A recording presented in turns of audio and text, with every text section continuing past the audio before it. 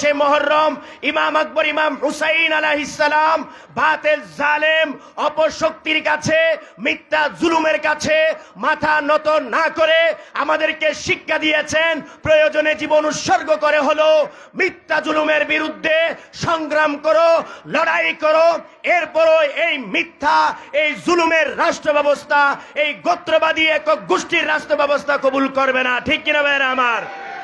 আজকে 61 হিজরির 10 মুহররমের সেই শাহাদাতে কারবালার শিক্ষা চেতনা যদি অটুট থাকতো, আমরা যদি এই চেতনা ধারণ করে রাখতাম, আজকে ইসরায়েল রাষ্ট্র গঠিত হতো না, আল আরব সৌদি আরব হতো না, ইরান শিয়াবাদী রাষ্ট্র হতো না, মিয়ানমার বৌদ্ধবাদী রাষ্ট্র হতো না, ইন্ডিয়া রামবাদী রাষ্ট্র হতো না, সারা বিশ্ব একক গোষ্ঠীর কর্তৃত্ব আধিপত্য হতো না।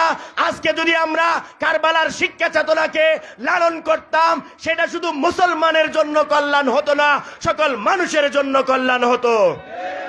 কেননা কারবালার শিক্ষা চেতনা কেবল একটা দলের জন্য নয়, একটা জাতির জন্য নয়, কেবল মুসলমানের জন্য নয়। সেদিন কারবালার ময়দানে ইমাম আকবর ইমাম হুসাইন আলাইহিস সালাম যে সংগ্রাম করেছেন, প্রতিরোধ করেছেন, সেটা সকল মানুষের মুক্তি স্বাধীনতার জন্য। কিন্তু দুঃখজনক বিষয়, আল্লামা ইমাম হায়াত আমাদেরকে তুলে ধরেছেন, এ পর্যন্ত এই কারবালার শিক্ষা চেতনা আমরা আর কোথাও পাইনি।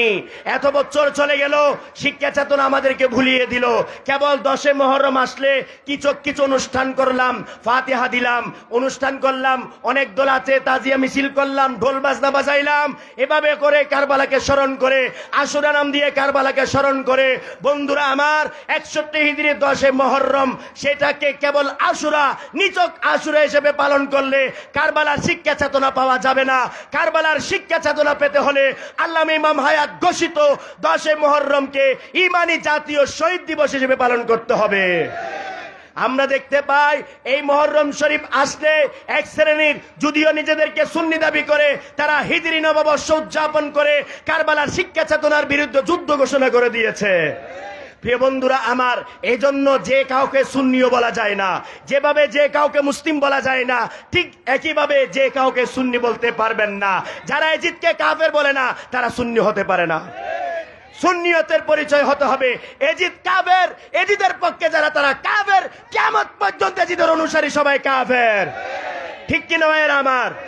এই জন্য এজিদ শুধু ইসলামের শত্রু নয়, এজিদ শুধু কোরআন হাদিসের আল্লাহ রসুলের শত্রু নয়, সকল মানব মণ্ডলীর শত্রু এজিদ।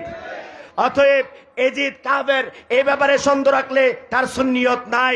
এবং মুহররম মাস ইমানি শোক